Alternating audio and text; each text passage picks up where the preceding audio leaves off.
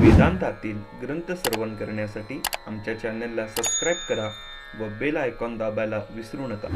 ब्रह्मानंदं परमसुखदं केवलं ज्ञानमूर्तिं द्वन्द्वातीतं गगनसदृशं तत्त्वमस्यादिलक्ष्यमेकं नित्यं विमलमचलं सर्वदी साक्षीभूतं भावातीतं त्रिगुणरहितं सद्गुरुं तन्नमामि विनायकं गुरुं नौमि साखरे नाम विश्रुतं येषां चरणसान्निध्यात् जीवा मुक्ता भवन्ति साखरे वंशविख्यातं ज्ञानदानपरायणं विनायकं गुरुवन्दे भववन्दे मुक्तये जो आनंद सत्य प्रकाश विभुवानी आधार नाम रूपास बुद्धी न जाणे आणि जाणे त्यास तो पार शुद्ध परमात्मा मिच्याशे माझे अपार स्वरूप समुद्रावरती जणू तरंग ब्रह्मा विष्णू महेश गणपती सूर्य चंद्र वरुण यम मिरवेती देवी कुगळी तैसेची जो सर्वज्ञानी दयाघन मुनी हृदय ज्याचे करती ध्यान त्याची बुद्धी उपाधी करून मिथ्या भानमजची माझी होतसे त्याच्या अज्ञानी भाषे जगत तसा दोरीवरी सर्प दिसत वरी दुई ठाईना सर्प जगत ते स्वतंत्र आणि स्वयंब्रह्मीच्याशी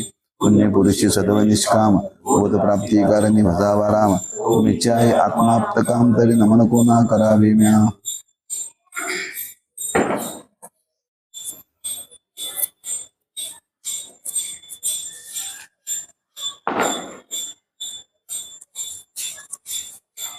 श्रवणातून आपण मननात आलोय.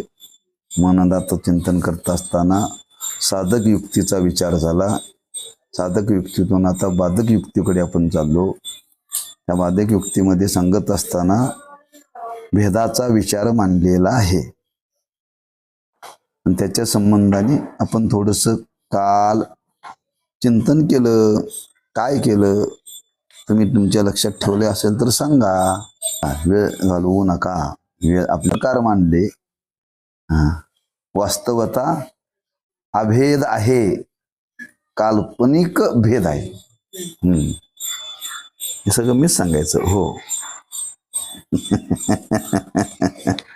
काल्पनिक भेद घालवायचा आहे, वास्तव अभेद शिल्लक राहतोच. जरी चैतन्याचे प्रकार सांगितले तरी उपाधी भेदानी प्रकार आहेत. स्वरूपाच्या दृष्टीने विचार केला तर भेद नाहीच आहे. इथून तिथून एकच तत्व आहे ना. पण भेद मानलेले आहेत आणि ते मानले म्हणजे व्यवहारपूर्ती करता मानले म्हणजे काल्पनिकता आहे. मग शेवटी भेदाचा निषेध केलेला आहे. भेदाचा का अभेदाचा निश्चय होण्याकरता, अभेदाचा निश्चय होण्याकरता भेदाचा निश्चय केला. असे किती प्रकारचे भेद जरी निर्माण झाले तरी ते भेद सत्य नाहीत. त्याचा निषेधच केलेला आहे. आणि तो भेदच आपल्या जीव ब्रह्मैक्य ज्ञानाला, बोधाला, साधनेला, मननाला तो प्रतिबंध आहे. मग ज्याचा प्रतिबंध आहे त्याचा आता बाध केला पाहिजे. जे आडवं येतं ते बाजूला केलं पाहिजे. हा भेद आडवा येतो ना चिंतनाला. आपलं मनन करत असताना मनन काय करायचं? हा जीव परब्रह्मापासून वेगळा नाही. मग वेगळा नाहीये. मग भेद सांगितले त्याची संगती काय? आता त्या भेदाला बाजूला सारायचं आहे. भेदाला बाजूला सारायचं म्हणजे कसं सारायचं आहे? आता युक्तीनं म्हणजे विचाराने. जे प्रतिबंध येतात त्याला बाजूला केलं पाहिजे ना. कोणतंही कार्य असो त्या कार्याला येणारा प्रतिबंध बाजूला करता येतो. प्रतिबंध बाजूला केल्याशिवाय कार्यसिद्धी होत नाही. कार्यसिद्धी होत नाही. असा कोणता व्यवहार नाही की तिथं त्याला प्रतिबंध नाही. असा कोणता व्यवहार नाही की त्याला प्रतिबंध नाही. प्रत्येक कर्मामध्ये, प्रत्येक क्रियेमध्ये प्रतिबंध आहेच. तसं हा निश्चय होण्याकरता सुद्धा आपल्या मनामध्येच काही भेद निर्माण होतात, ते प्रतिबंध करतात. मग ती प्रतिबंध करतात त्याला बाजूला सारलं पाहिजे. मग कसं सारायचं आहे? ती सारण्याची पद्धत शास्त्राने सांगितलेले आहे. मग ते भेद किती आहेत? 5 प्रकारचे भेद सांगितले. त्याला भेद भ्रांती असा शब्द वापरलेला आहे. भेद भ्रांती. भ्रांती म्हणजे आपल्याला ते भ्रम निर्माण करतं. कोणताही भेद असू दे, तो भ्रमच निर्माण करतो. ही 5 प्रकारचा भेद, ही 5 प्रकारची भ्रांती ती बाजूला केली पाहिजे.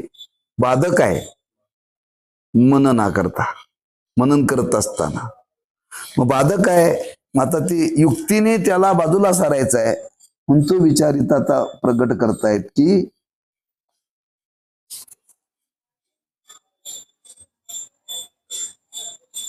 जीव आणि ईश्वर यात भेद आहे असे समजणे हेच भेद भ्रांती होय.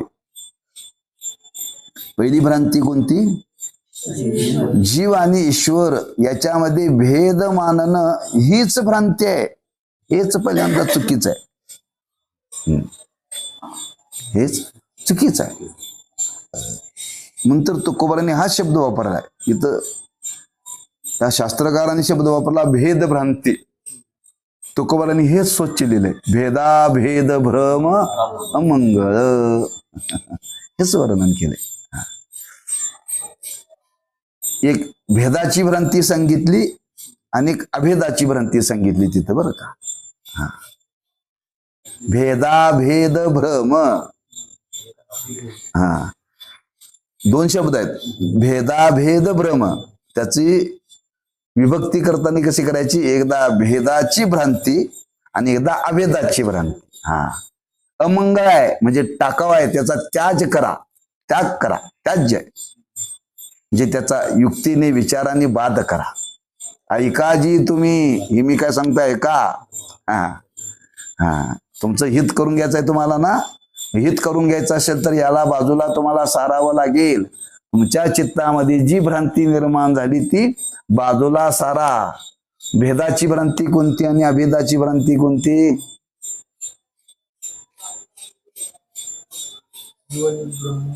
हा, जीव आणि ब्रह्म याच्यामध्ये भेद मानणं ही भेद भ्रांती.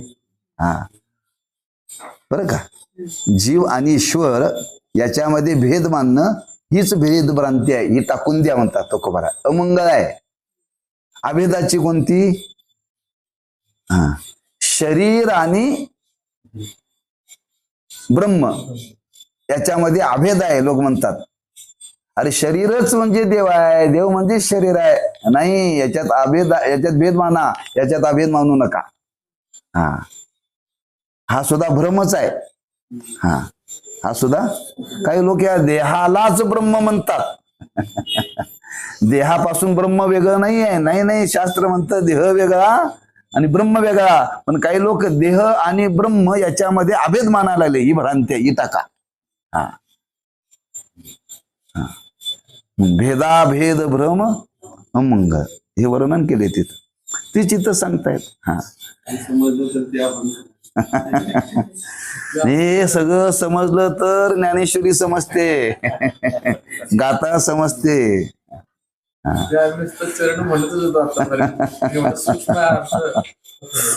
नाही नाही, त्याच्या पुढे जाऊन सांगू का? हे सगळं समजलं तर माता माणसाची चांगली राहते. हा, बुद्धी स्थिर कधी राहते हे सगळं कळालं तर ना. आपल्याला कळालं नाही हे खरं का ते खरं, ते खरं का हे खरं. का कळालेलं नाही ना. हा, काय खरं अजून कळालेलंच नाही आपल्याला. मग तेव्हा आपल्याला समाधान नाही आहे. हा, समाधान आपण मानतोय, समाधान नाही आहे. समाधान मानतोय. हा, समाधान माना. संतांनी कुठं माना? ठेवेले अनंते तैसेची राहावे, तिथं समाधान माना. नको तिथं मानू नका. काही गोष्टी जीवनामध्ये कळल्या पाहिजे. म्हणजे भ्रांती आहे आणि ही भ्रांती दुःखाला कारण आहे. ही भ्रांती दुःखाला कारण आहे. म्हणून जीव आणि ईश्वर यात भेद आहे असे समजणे हीच भेद भ्रांती आहे होय. या भेद भ्रांतीत मुख्य 5 भेद प्रकार आहेत. आता ही भेदभ्रांती आहे. या भेदभ्रांतीमध्ये 5 प्रकारचे भेद सांगितले. आणि ते 5 प्रकारचे भेद कोणते? पहिला भेद सांगितला जीव ईश्वराचा भेद. दुसरा भेद सांगितला जीव जीवाचा भेद. तिसरा सांगितला जीव जडाचा भेद. चौथा भेद सांगितला जड ईश्वराचा भेद. आणि 5वा सांगितला जड जडाचा भेद. जीव पहिला धरायचा बरं का. जीव ईश्वराचा भेद, जीव जीवाचा भेद. किती झाले? आणि जीव जीवाचा भेद. पहिल्यांदा जीव ईश्वराचा भेद, जीव जीवाचा भेद आणि जीव जडाचा भेद. पहिला जीव धरायचं. जीवाला 2-3 मुद्दे लक्षात ठेवायचे. जीव ईश्वराचा भेद, जीव जीवाचा भेद आणि जीव जडाचा भेद. हे 3 पहिल्यांदा लक्षात ठेवायचे. पुन्हा जड घ्यायचं. जड ईश्वराचा भेद आणि जड जडाचा भेद. संपलं. हे लक्षात ठेवण्याची पद्धत. ते लक्षात राहत नाही लवकर. जीव पहिल्यांदा जीव ईश्वराचा भेद, जीव जडाचा भेद आणि जीव जीवाचा भेद. जीव 3 लक्षात ठेवायचं पहिल्यांदा. नंतर जड ईश्वराचा भेद आणि जड जडाचा भेद. 5 भेद आहेत. आणि 6वा भेद मानला तो ईश्वराचा भेद. मुख्य 5 भेद आहेत. नंतर 6वा स्वतंत्र मानला आणखी. हे मुख्य सांगितले. काही लोक ईश्वरामध्ये भेद मानणारे आहेत. कोण? हरीची उपासना करणारा म्हणतोय हर नाही आहे, आमचा हरी श्रेष्ठ आहे. हराची उपासना करणारा म्हणतात आमचा हर श्रेष्ठ आहे, हरी श्रेष्ठ नाही. हा ईश्वराचा भेद बरं का. हे कुणामध्ये? हा सामान्यामध्ये नाही, हा उपासकातला भेद आहे. जी शिवाची उपासना करणारे म्हणतात आमचा शिव श्रेष्ठ आहे, आणि जे हरीची उपासना करणार आहे ते म्हणतात आमचा हरी श्रेष्ठ आहे. ही यांच्यातली भांडणं आहेत बरं का. ही सामान्यातली नव्हे. देव करणाऱ्यातली भांडणं आहे ती. म्हणून तो स्वतंत्र ठेवलाय. ईश्वराचा भेद. त्याचाही भेद शेवटी घालवावा लागतो बरं का. तो सुद्धा भेद आहे आणि तो भेद घालवला का नाही?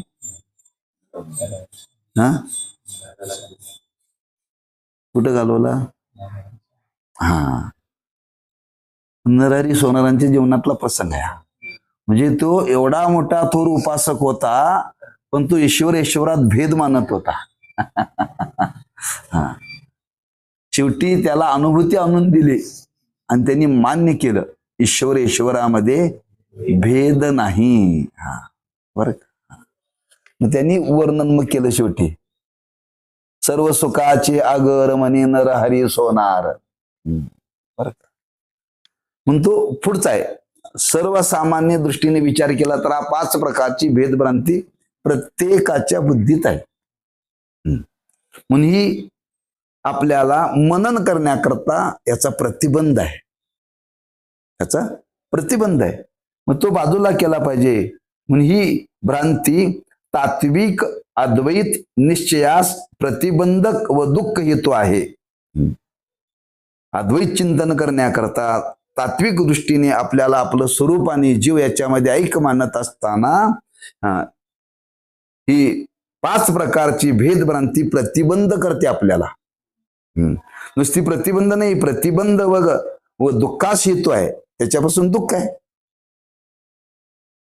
तेव्हा या भेदभ्रांतीमुळेच आपल्या अद्वैत स्वरूपाची यथार्थ ओळख होण्यास प्रतिबंध निर्माण होतो. म्हणून आपला तो निश्चय होत नाही. या भेदभ्रांतीमुळं आपल्याला आपल्या स्वरूपाची यथार्थ ओळख होत नाही. तो प्रतिबंध आहे. पण भेदाचे प्रतिबंधकत्व व मिथ्यात्व कळल्याविना तात्विक अद्वैत स्वरूप समजणे शक्य नाही. त्या भेदाचा प्रतिबंध आणि मिथ्यात्व हे आपल्याला कळल्याशिवाय आपला निश्चय होणं शक्य नाही. तेव्हा ह्या 2 गोष्टी आपण विचारात घेतल्या पाहिजेत. ती भेदभ्रांती आपल्याला प्रतिबंध करते, त्याचा निराश केला पाहिजे. आणि जे दिसतं ते मिथ्या आहे त्याचाही निराश केला पाहिजे. पण चिंतन करत असताना आपल्याला विचार चाललाय की जीव आणि ब्रह्म यांच्यामध्ये ऐक्य आहे, मग हे जग जग हे मिथ्य आहे, पण हे सुद्धा आपल्याला प्रतिबंध करतं ना. हं?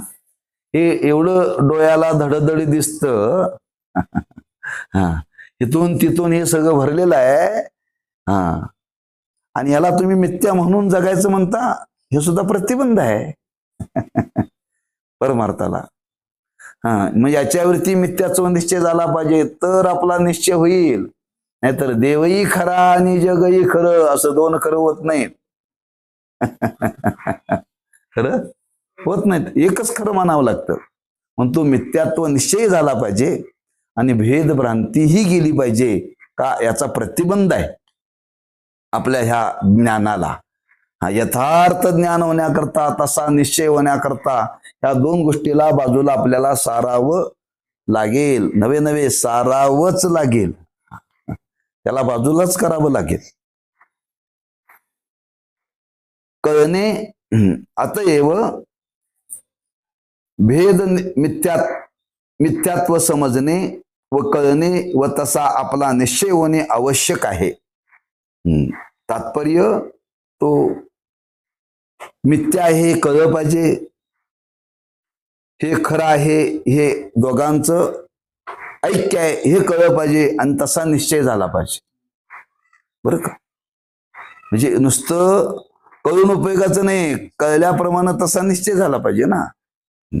असं जर घडेल, हे घडणं आवश्यक आहे, असे जाणून आता भेद भ्रांती अद्वैत बोधास कसा प्रतिबंध करते याचे विचाराने मिथ्यात्व कसे जाणावे याचा विचार करू. हे कसं प्रतिबंध करतं, हे मिथ्या कसं आहे हे आता समजून आपण घेऊ म्हणतात.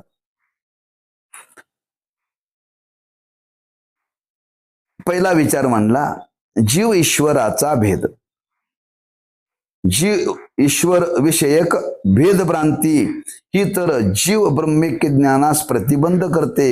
असा भेद पाने म्हणजे जन्म मृत्यूच्या अनर्थ परंपरेच्या द्वारा दुःख हे आहे.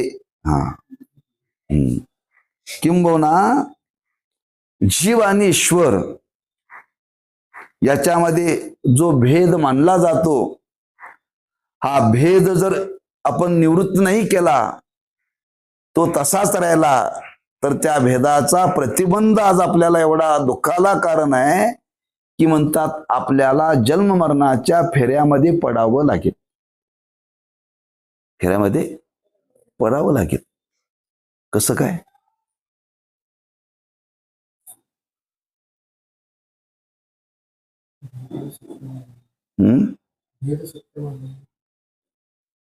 जीव आणि ब्रह्म, मरत कोण? हा, जीव मरतो म्हटलं की तो पुन्हा जन्माला येतो, जन्माला येतो आणि पुन्हा मरतो, पुन्हा मरतो म्हणजे पुन्हा जन्माला येतो. म्हणजे काय सुरू झालं? चक्र सुरू झालं. जीव मरत नाही, जीव ब्रह्मरूपच आहे हे शिकायचं आहे. हा, इथं त्याने सोचलेलं आहे. हा जर प्रतिबंध निवृत्त नाही झाला तर आपल्या पाठीशी लागलेली जन्म मरणाची परंपरा निवृत्त होणार नाही. अरे जीव मरत नाही, जीव ब्रह्मरूपच आहे. आम्ही मरतोय म्हणतोय, मरतोय म्हटलं की पुन्हा जन्माला येतोय, पुन्हा जन्माला आलो की पुन्हा मरतोय. हे कुठंपर्यंत? जोपर्यंत सृष्टी चक्र चालू तोपर्यंत असंच जन्मावे मरावे हेची बरे, किती वेळा जन्मा यावे नित्य व्हावे फजित. हे निवृत्त होईल. मग कोण मरतय हे कळलं पाहिजे ना. हे कधी कळेल? हा प्रतिबंध बाजूला केला तर. हा प्रतिबंध, हा म्हणजे त्या प्रतिबंधाचा परिणाम काय भोगावा लागेल. आज हे जग भोगतय, हा सगळ्यांच्या वाट्याला हे जन्ममरणाचं दुःख का आलं? शास्त्र सांगतं तुम्ही याच्यात भेद मानल्यामुळं. हे लोकांना सांगा उद्या, लोक म्हणतील तुमचं डोकं बिकं फिरले काय काय. तुझ्या पाठीशी दुःख का लागले असं तुम्ही सांगितलं, मी तुम्हाला कारण सांगतो असं एखाद्याला सांगाय. खरं खरं सांगा, हो माझ्या पाठीशी फार दुःख लागलंय. हा, मग त्या दुःखाला कारण काय सांगितलंय? हा, आपण शरीर आरंभाला विचार करू. हे दुःखाला कारण आत्मस्वरूपाचं अज्ञान. आत्मस्वरूपाचं मागचं आठवलं पाहिजे, जरा जरा आठवत जा ना. मागं वळून पाहायला शिकलं पाहिजे. हा, आम्हाला मागं पाहायची सवयच नाही ना, पुढंच बघायचं सवय. मागं थोडस पाहावं लागतं. मागं हा विचार मांडून गेलेला आहे. आज आमच्या तुमच्या दुःखाला कारण जर काय असेल तर स्वस्वरूपाचं अज्ञान, आणि त्या स्वस्वरूपाच्या अज्ञानामुळेच ही भ्रांती निर्माण झाली. कोणती भ्रांती निर्माण झाली? पहिली भ्रांती निर्माण झाली, जीव आणि ईश्वर यांच्यामध्ये भेद आहे, आणि तो भेद प्रतिबंध आहे, प्रतिबंधक आहे. तो जर प्रतिबंधक भेद जर निवृत्त नाही केला तर काय होईल? जन्म मरणाची परंपरा आपल्या जीवनातली कधीही थांबणार नाही, थांबणार नाही. म्हणजे जन्म मरणाच्या परंपरेला, दुःखाला कारण जर काय असेल तर पहिला भेद सांगितला त्यांनी, हा जीव ईश्वराचा, जीव ईश्वराचा. हे लोक लक्षात येत नाही समाजाच्या. लोक बोलतात, माणसं अंत्ययात्रेला जातात आणि अंत्ययात्रेला गेल्यानंतर काय म्हणतात? त्याच्या जीवात्म्याला शांती लाभो. कोणाला? त्याचा जीव आणि आत्मा शांतच आहे, तुम्ही शांती लाभो म्हणण्याचा काय संबंध आहे? काय म्हणतात? ज्याला काय कळत नाही तो सुद्धा म्हणतोय शांती लाभो यांना, आत्म्याला. आत्मा शांतच आहे, तो आनंद स्वरूपच आहे. हे बोलतात माणसं, हे अज्ञानातच बोलतात हो, अज्ञानातच बोलतात. मग काय बोललं पाहिजे? यांनी देहदृष्टीने आपलं आयुष्य संपवलं, हे स्वस्वरूपाला प्राप्त झाले. काय यांचं कर्म शिल्लक राहिलं असेल तर यांना चांगली गती प्राप्त हो, असं बोलायचं असतं.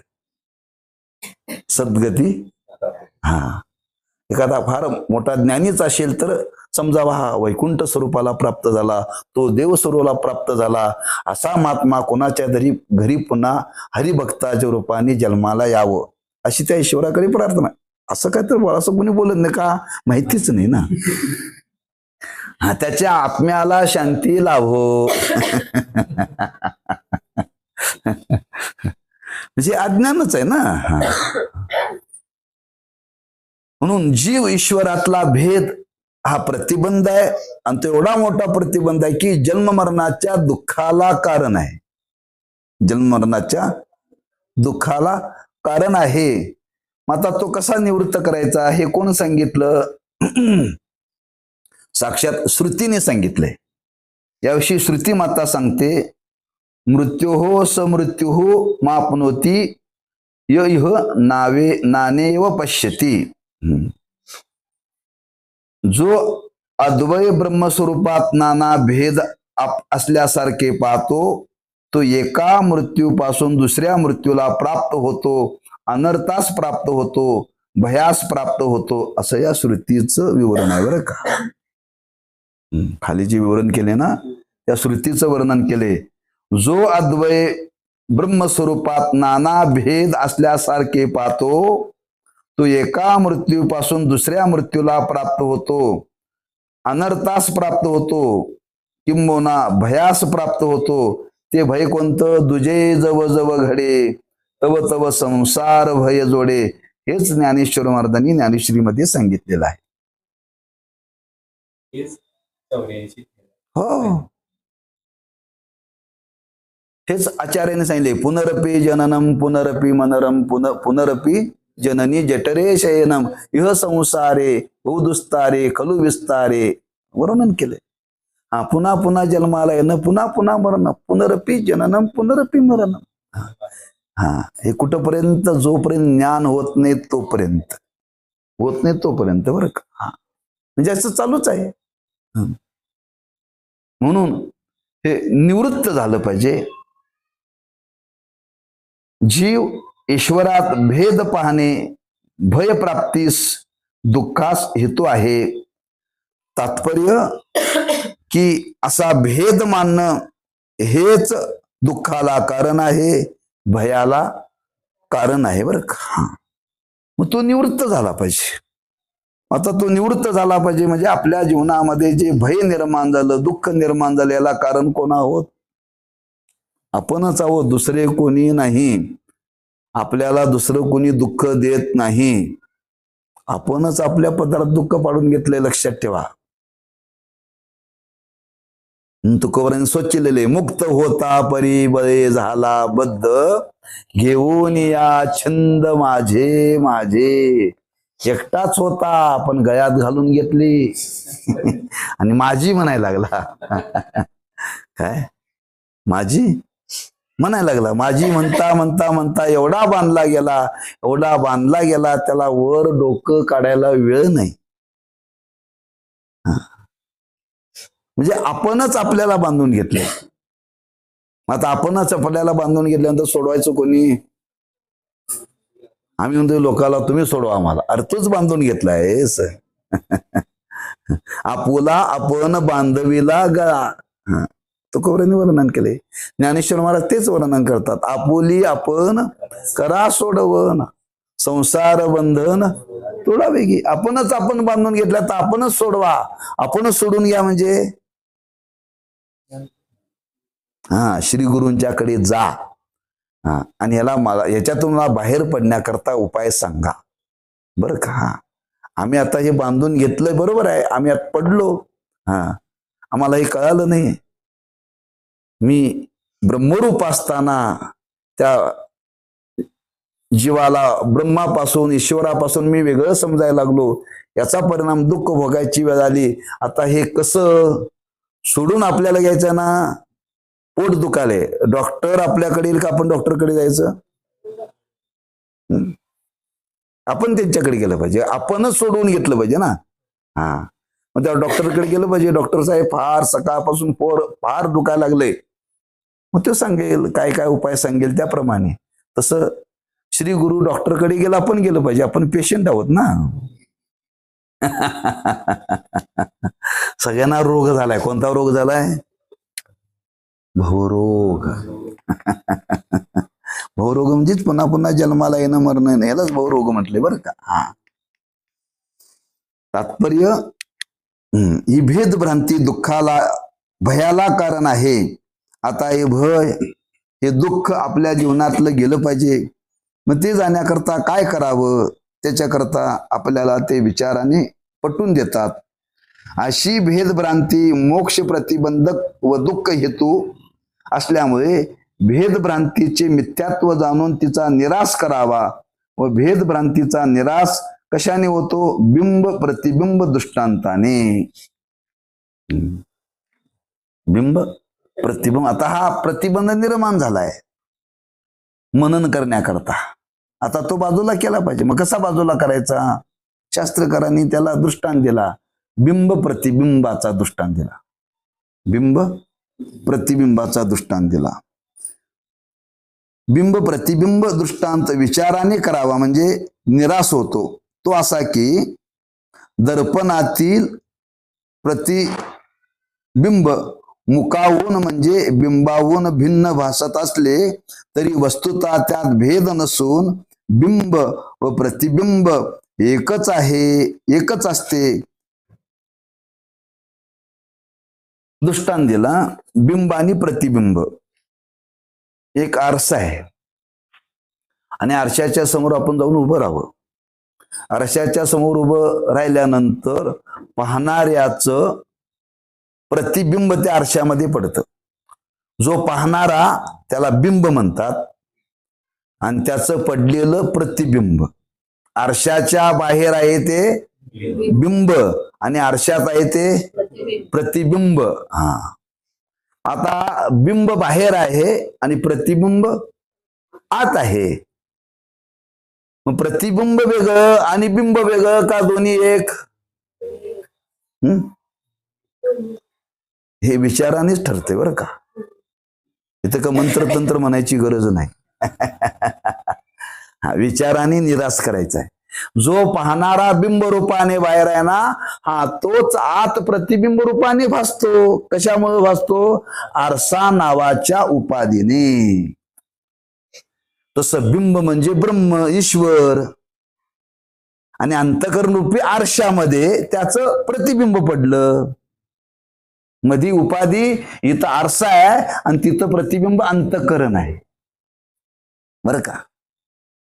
हा, बिंबाचं प्रतिबिंब आरशामध्ये, तसं त्या ईश्वराचं ब्रह्माचं प्रतिबिंब अंतःकरणामध्ये पडलं. अंतःकरणामध्ये जे प्रतिबिंब तो जीव रूपाने आहे आणि बाहेर आहे ते ब्रह्म आहे. मग ते वेगळं आणि हे वेगळं. हा हा, बिंबापासून प्रतिबिंब वेगळं नसतं. हे प्रतिबिंबावरून कळतं का नाही? बिंब प्रतिबिंबावरून हे चिंतन करायचं आणि ती प्रतिबंध बाजूला करायचा. मी ईश्वरापासून वेगळा नाही. सोपं आहे का नाही? किती सोपं आहे. हा, किती सोपा दृष्टांत दिलाय हो. हे कोणाला कळत नाही सांगा? आरशाचं बघू. हा, नाही, आपण विचार करा, आम्ही फक्त आरशात बघतोय, मी बाहेर चाललोय, मला नाही कोणी ठेवणार नाही ना.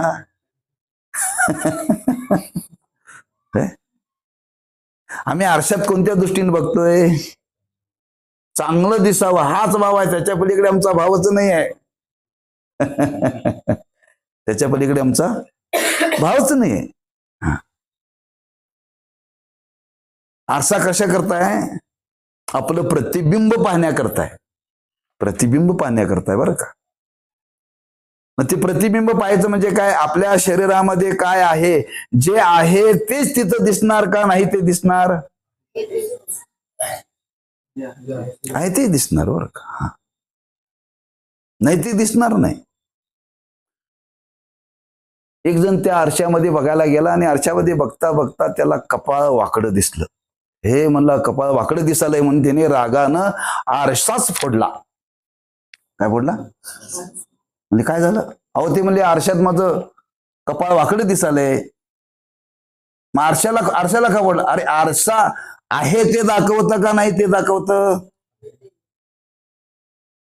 अरे तुझं कपाळच वाकडा आहे, आरसा वाकडा नाही आहे. आरसा वाकडा नाही आहे. मग तो तुझ्या कपाळाच्या वाकडेपणाचा राग आरशावरती का करतोस? तसं आपलं कर्मच वाकड आहे. तुम्ही देवावर राग का करता? देवाने माझं वाटोळं केलं. अरे तुमच्या कर्माने तुमचं वाटोळं केलं. लोक म्हणतात आम्ही देवाकडे जायचं सोडून दिले का? देवाने आमचं वाटोळं केलं. म्हणजे आरसा फोडल्यासारखंच आहे हो.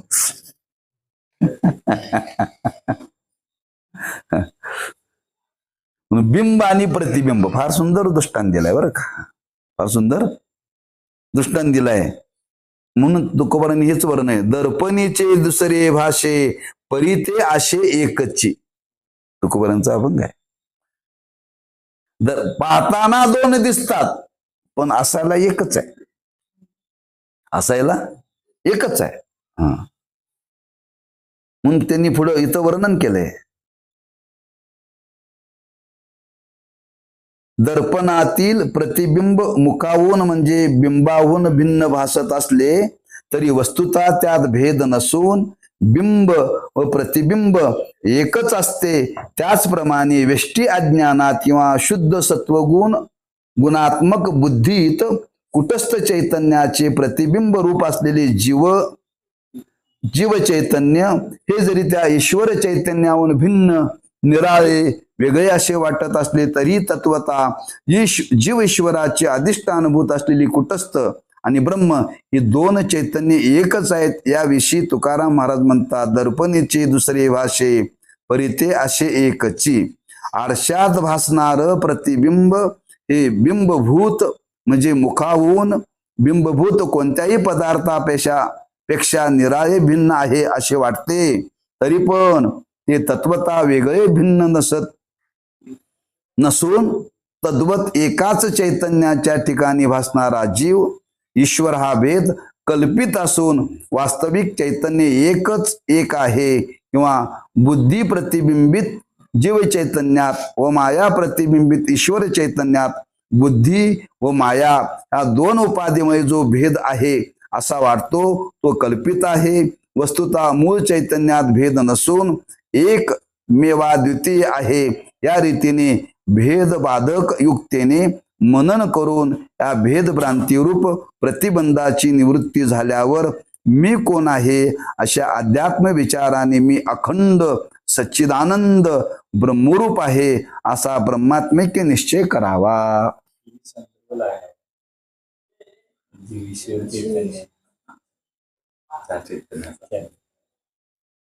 लागला ना? कळतंय थोडं थोडं तुम्हाला.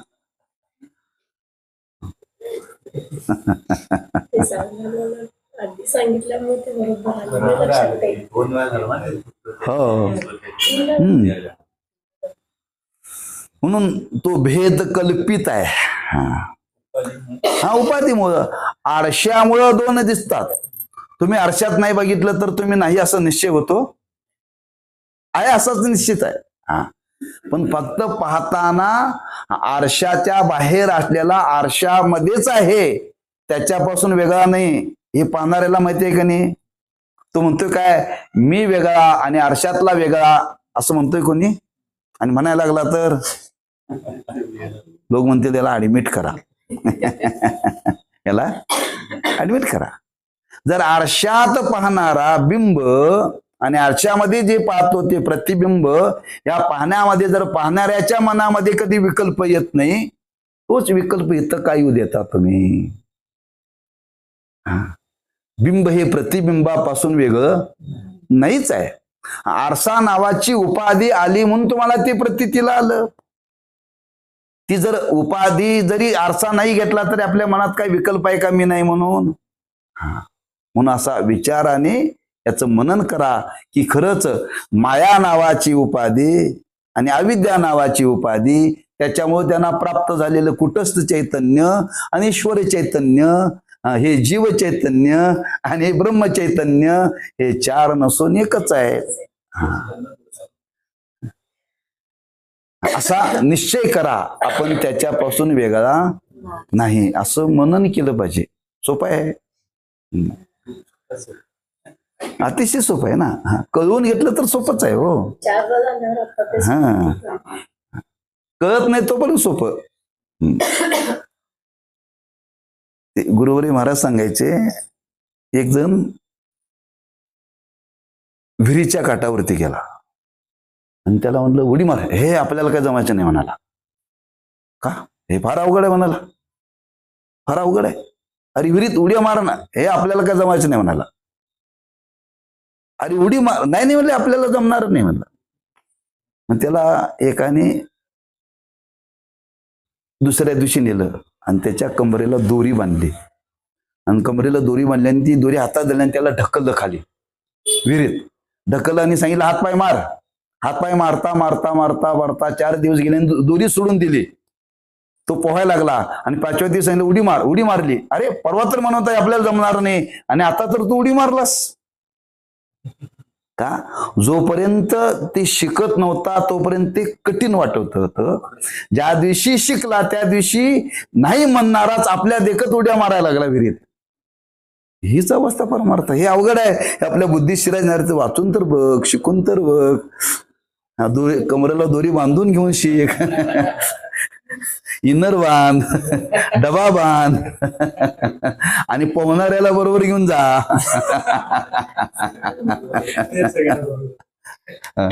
तसं शिका ना. शिका. शिकला नंतर मग तुम्हाला नाही कळलं तर अवघड आहे. पहिले शिकलाच नाही तर अवघड म्हणतात लोक. मग कळत ना. मग तेच की म्हणून ते सांगितलं पोहणाऱ्याला बरोबर घेऊन जावा.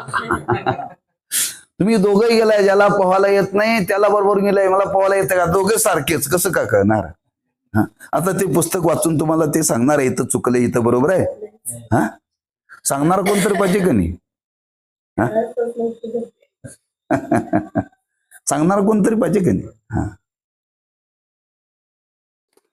त्या हीच गोष्ट आहे कोणाची, ते विनोदाने सांगितली जाते. एका बाईने नथ केली. नथ काय केली? नथ. आणि नथ केल्यानंतर ती गल्लीला सांगायला लागली, बघा माझ्या नवऱ्याने नथ केली, माझ्या नवऱ्याने नथ केली, माझ्या नवऱ्याने नथ केली. एवढी नवऱ्याची गाणगाण करायला लागली, उदो उदो करायला लागली. योगायोगाने त्याला एक साधू भेटला. त्या बाईला म्हणले, काय झालं म्हणले. अहो काय म्हणले, बघा माझ्या नवऱ्याने नथ केली. मग ते म्हणला, एवढी नवऱ्याची स्तुती. हे बघ, ही नथ नवऱ्याने केली तर एवढी तू त्या नवऱ्याची स्तुती करतीस. त्या देवाने नाक दिलं, त्याचं कधी नाव घेतीस तू. त्या देवाने जर नाक दिलं नसतं तर काय डोक्यात घातली असती नथ. हा, अरे नथ करणाऱ्याची तू एवढी स्तुती करतेस तर नाक देणारे त्याची किती स्तुती केली पाहिजे. कळत पाहिजे, कळत नाही तो पण ना. म्हणजे आपल्याला ते संतांना रे, हे जेने हा दिव दिला दान तयाचे करीन चिंतन जगजीवन नारायण गायन गुण तयाचे. त्याने हे जर दिलं नसतं तर प्रपंच तुम्ही केला असतासा. याचा विचार करा ना, म्हणजे कळवून घ्या. हा, कळ की काय अवघड नाही.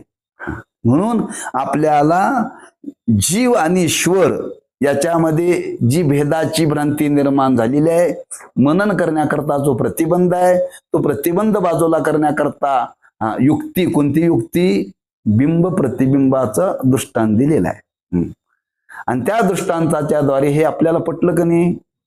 असं पटल्यानंतर आता तो प्रतिबंध बाजूला गेला का नाही. पहिला प्रतिबंध गेला बाजूला, आता दुसरा आहे. आता तो आज सांगायचा का उद्या सांगायचा.